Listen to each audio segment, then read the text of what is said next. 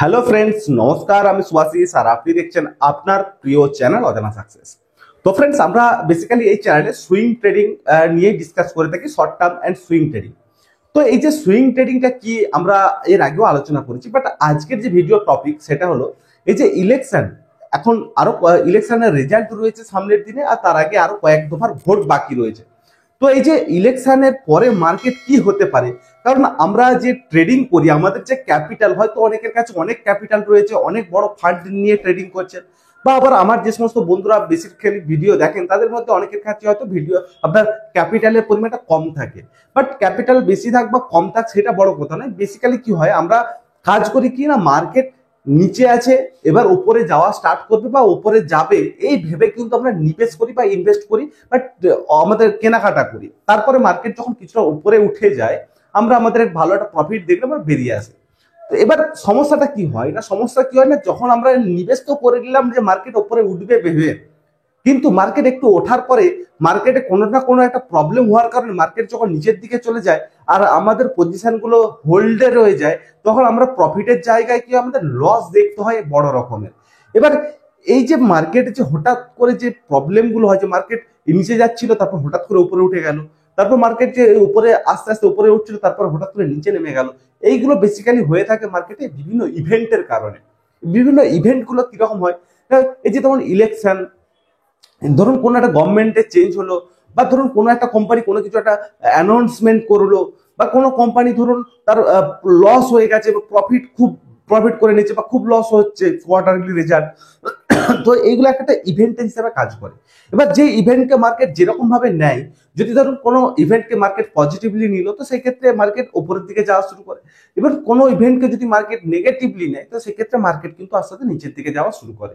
তো এই যে এই ক্ষেত্রে আমাদের এই যে 2024-এর যে লোকসভা নির্বাচনী ভোট, অর্থাৎ কেন্দ্র সরকার নির্বাচনী যে ভোট, এটা কিন্তু একটা বড় ইভেন্ট মার্কেটের ক্ষেত্রে।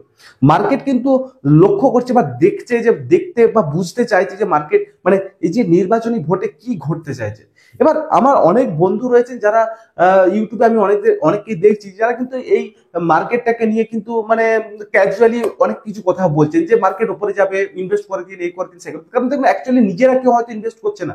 আমি এখন একটা ভিডিও বানিয়ে দিলাম, সেটা আমাকে বুঝতে হবে আমার ভিডিওটা কিন্তু লক্ষ লক্ষ বা হাজার হাজার লোক বা শয়ে শয়ে লোক তো দেখবে। যারাই দেখবে তাদের কিন্তু একটা কনসেপ্ট তৈরি হবে। তাই আমি যে কোনো কথা বলার আগে আপনাকে বুঝতে হবে আমি যে কথাটা বলছি সেটা কতটা গুরুত্বপূর্ণ কথা। এবার আমি যে কাজের কথাতে ফিরে আসি, যে মার্কেটে ইভেন্ট, এই যে ইলেকশনে কি হয়, বেসিক্যালি কিন্তু মার্কেট কোন দিকে যাবে সেটা আমাদেরকে বুঝতে হবে। মার্কেট সবসময় একটা প্রি র্যালি দেয়। মার্কেট একটা ইভেন্ট বলুন বা কোনো একটা জিনিসকে বলুন, সেটাকে আগে থেকে অনুমান করে মার্কেট কিন্তু গ্রো করতে থাকে। আমরা যদি দেখি যে ধরুন কোনো একটা কোম্পানি তার কোয়ার্টারলি রেজাল্ট ভালো করবে, 6 মাস পরে রেজাল্ট যেটা আসবে ভালো হবে, তখন আমরা কিন্তু এখন থেকে নিবেশ করে দিই। তেমনি আমরা বেশ কিছু সময় ধরে দেখছি মার্কেট কিন্তু দারুণ একটা র্যালি দিচ্ছে। তো এই যে স্থিতি, এই যে পরিস্থিতি, এই পরিস্থিতিটা কিন্তু আমাদেরকে একটুখানি ওয়েট করতে হবে, আমার যেটা পার্সোনাল মতামত। কারণ এক্ষুনি যেভাবে মার্কেট র্যালি দিচ্ছে না, আমরা যদি একটা জিনিস দেখি 2004-এর যে ভোট, 2009, 2014, 2019, এখন আমরা দেখছি 2024, প্রত্যেকটা ইলেকশনের আগে এবং পরে আমরা যদি দেখি প্রত্যেকবার কিন্তু একটা জিনিস কমন রয়েছে, যে কমন ফ্যাক্টরটা হলো যে মার্কেট ভোটের ইলেকশনের আগে যেই মানে আপনার একটা মুভমেন্টে চলছিল, তার ইলেকশনের পর কিন্তু সেটা চেঞ্জ করছে কোনো না কোনো ভাবে। যদি সেটা ভোটের আগে, ইলেকশনের আগে যদি মার্কেট ডাউন ছিল, তো ইলেকশনের পরে মার্কেট আপনার আপ গেছে। আবার যদি মার্কেট ইলেকশনের আগে তো আপ ছিল, তো ইলেকশনের পরে ডাউন এসেছে। বাট এটা কতদিন ধরে ডাউনটা যাচ্ছে সেটা আমাদেরকে বুঝতে হবে। আমরা যেটা দেখছিলাম যে মার্কেট বেসিক্যালি রেজাল্টের পরে, সামনের রেজাল্টের পর থেকে 3 থেকে 5 মাস কিন্তু মার্কেট একটা তার প্রিভিয়াস যে ট্রেন্ড, সেই ট্রেন্ডটার একটা অপোজিট ট্রেন্ড তৈরি করছে। এই জিনিসটাকে আমাদেরকে মাথায় রাখতে হবে। এবার যদি এটা সত্যি হয়, তাহলে সেক্ষেত্রে আমরা যারা সুইং ট্রেডিং করি, বা অর্থাৎ আমরা কখনোই চাইবো না আমাদের ক্যাপিটালটা কোনো একটা জায়গায় হোল্ড থেকে যাক আর তারপরে মার্কেট নিচের দিকে নেমে যাক, কারণ সেটা আমাদের সুইং ট্রেডারদের জন্য খুবই মানে আপনার ক্ষতি হবে। এটা আমাদের জন্য, যারা ইনভেস্ট করেন তাদের জন্য ঠিক আছে, তাদের জন্য এটা একটা অপরচুনিটি, বাট যারা সুইং ট্রেডিং করেন, নিজেদের ক্যাপিটালটাকে রোলিং করতে চান, তাদের জন্য কিন্তু এটা একটা বড় খারাপ ব্যাপার আপনি বলতে পারেন। কারণ আমরা সাধারণত এরকম এটা ফেস করেছি, আমিও করেছি, আপনিও করবেন হয়তো, যে হয়তো ধরুন আমি আমার টোটাল ক্যাপিটালকে ইনভেস্ট করেছি, তারপরে মার্কেট উপরের দিকে যেতে শুরু হয়েছে, এবং আমি আমার প্রফিট 20, 25, 30 হাজার টাকা আমি প্রফিট দেখছি। বাট হঠাৎ করে মার্কেট আবার ডাউন হতে শুরু করে, আমার প্রফিটটাও কিন্তু আস্তে আস্তে কমতে থাকে, 30 থেকে 20, 25, 10, 8, 5, 0 দিয়ে মাইনাসে চলে গেছে। অনেক ক্ষেত্রে প্রফিটে টাকাটাকে আমরা বুক না করার কারণে প্রফিটের অংশটাও কিন্তু, প্রফিট তো শেষ হয়ে মাইনাসে চলে গেছে, এরকম সিচুয়েশন আমাদের এসেছে। তাই সুইং ট্রেডিং এর ক্ষেত্রে না সব থেকে মোস্ট ইম্পর্টেন্ট যেটা প্রফিট বুক করা এবং কিছুটা সময় হোল্ড করে মার্কেটকে সঠিক সময়ের জন্য ওয়েট করা। ওয়েট শব্দটা কিন্তু খুব ইম্পর্টেন্ট সুইং ট্রেডিং এর জন্য, মাথায় রাখুন। এবার এই যে ইলেকশন, এই ইলেকশন আমি কি বললাম না, 2004, 2009, 2014, 2019 আর 2024 চলছে, এটা দেখা যাক কি হয়। তো প্রত্যেকবারে আমি একটা কমন ফ্যাক্টর যেটা দেখতে পেয়েছি যে মার্কেট ইলেকশনের আগে যেই ডাইরেকশনে চলছিল, ইলেকশনের রেজাল্টের পরে কিন্তু বেশ মানে দীর্ঘ সময় নয়, বাট 3 থেকে 5 মাসের মধ্যে মার্কেট কিন্তু একটা তার বিপরীত মানে ট্রেন্ড দেখাচ্ছে। এবার সেটাই যদি হয় সেক্ষেত্রে কি হবে, এই যে ধরুন অনেকে যেটা বলছে যে মার্কেট বিশাল হাই হয়ে যাবে, বিশাল জায়গায় পৌঁছে যাবে, বাট আমার মনে হচ্ছে এই জায়গাটা কিন্তু আমাদেরকে একটু সচেতন থাকা দরকার। আমাদের যে ক্যাপিটাল রয়েছে, যে ক্যাপিটালটাকে কিছুটা ফ্রি ক্যাপিটালে আমাদেরকে যতটা সম্ভব 70-80% ক্যাপিটালকে, আমি যেটা করেছি আমার একদম একদম স্টক যেগুলো প্রফিট হচ্ছে সেখান থেকে বেরিয়ে আমি পুরো ক্যাশে হাতে রেখেছি, ক্যাশ করে নিয়েছি একদম। কারণ কি, যদি মার্কেট নিচের দিকে আসে তাহলেও আমার জন্য অপরচুনিটি, আমি নিচে নিতে পারবো। আর যদি মার্কেট ওখান থেকে উপরের দিকে যাওয়া শুরু করে তাহলেও আমার জন্য অপরচুনিটি। বাট আমি কোনো কনফিউশনের মধ্যে থাকতে চাইছি না। বাট আমার মনে হয় আমার যে সমস্ত বন্ধুরা আমার ভিডিও দেখছেন বা আমার কনসেপ্ট আপনাদের ভালো লাগে, তো তারা, আমি বলবো আপনারা এই কনসেপ্টের সাথে চলুন। কারণ কি, সবসময় মার্কেট আপনাকে অপরচুনিটি দিতে থাকবে, মার্কেট অপরচুনিটি সবসময় দিতে থাকবে। বাট সে অপরচুনিটিটাকে ধরার জন্য আপনার কাছে ক্যাপিটাল থাকাটা প্রয়োজন।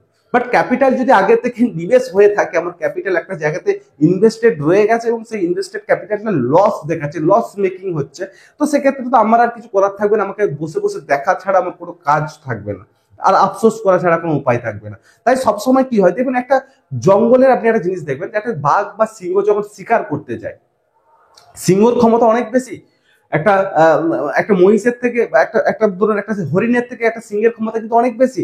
কিন্তু ওই সিংহ কোনোদিন হঠাৎ করে যে না যে একটা হরিণের দলকে আক্রমণ করে না, সে বসে থাকে, ওয়েট করে, দেখে যে হরিণ আসছে, জল খাচ্ছে, অ্যাটাকটা কখন করে, ঠিক যখন তার মুভমেন্ট, জল খাওয়া হয়ে গেল হরিণের, ঠিক এবার ফিরে যাওয়ার জন্য চেষ্টা করছে, এবার ফিরে যাওয়ার জন্য রেডি হচ্ছে, সিংহ ঠিক সেই মুহূর্তে পিছন থেকে যে অ্যাটাকটা করে। ঠিক তেমনই না, মার্কেট যখন কনফিউশনের মধ্যে থাকবে তখন মার্কেট থেকে যতটা পারা যায় ক্যাশ করে নাও, আপনার ক্যাপিটালটাকে ক্যাশে কনভার্ট করে দাও। মার্কেট যখন একটা ক্লিয়ার ডাইরেকশন দেবে তখন ফের আবার ওটাকে নিবেশ কর, তাতে করে কি হবে না, নিশ্চিন্তে আপনি কাজ করতে পারবেন, কোনো রকম হেডেক থাকবে না, ধীরে সুস্থে কাজ করুন, দারুণভাবে কাজ হবে, প্রফিট হবে। আর আমি অনেকেই একটা প্রশ্ন করেন যে আমার প্রফিট কত হবে, ডবল ট্রিপল, এক মাসে, এক বছরের মধ্যে ডবল, দুগুণ, তিনগুণ, চারগুণ, এরকমটা মানে চিন্তা ভাবনা করবেন না। তাহলে দেখবেন একটা না একটা দিন কি হবে, আপনার লস এমন পরিমাণে হবে, আপনি সেই একটু তো উঠবেন, সেই তারপর মার্কেট থাপ্পড় মারবে, আবার সেই গোল গোল করে ঘুরতে যাবেন, একটা উঠবেন আবার নিচে নেমে যাবেন, আবার উঠবেন আবার নিচে যাবেন, দেখবেন একটা দীর্ঘ টাইমের পরে না আপনি যে একই জায়গাতেই রয়ে গেছেন। বাট সব থেকে একটা ভালো জিনিস বলবো আমি, স্টেপ বাই স্টেপ কাজ করুন, শান্তিতে কাজ করুন। যখন দেখছেন মার্কেটের মধ্যে কনফিউশন কোনো জায়গাতে রয়েছে, তো সেখান থেকে বেরিয়ে আসুন, অর্থাৎ ক্যাশে কনভার্ট করতে থাকুন আপনার ক্যাপিটালটাকে। আর যখন দেখছেন একটা ক্লিয়ার কাট ডাইরেকশন পাচ্ছেন, তখন আবার আপনার ক্যাশ ক্যাপিটালটাকে আবার স্টকে ইনভেস্ট করতে থাকুন। তো এই যে জিনিসটাকে আপনি মেনটেন করুন, সেটা ইলেকশন হোক বা সেটা নর্মাল কিছু হোক। আর অনেকে আপনাকে অনেক কিছু বলবে যে এই সময় যদি আপনি ইনভেস্ট করে দিতে পারেন আপনি কোটিপতি হয়ে যাবেন, লাখপতি হয়ে যাবেন, বাট এগুলো কিচ্ছু না। আপনার বিনিয়োগ আপনাকে বুঝতে হবে। আপনি দেখুন আর এই চ্যানেলের সাথে যুক্ত থাকুন। আর এই চ্যানেলে একটা হোয়াটসঅ্যাপ গ্রুপ রয়েছে, যে হোয়াটসঅ্যাপ গ্রুপে কিন্তু আপনি আমাদের সাথে যুক্ত থাকতে পারেন। তো যদি এই ভিডিও ডিসক্রিপশনে আমি লিঙ্ক দিয়ে দেবো, আপনি জয়েন হয়ে যাবেন। আর অবশ্যই যদি ভিডিওটা ভালো লাগে তো চ্যানেলটাকে সাবস্ক্রাইব করে দিন, ঠিক আছে? তো চলুন দেখা হচ্ছে পরবর্তী ভিডিও।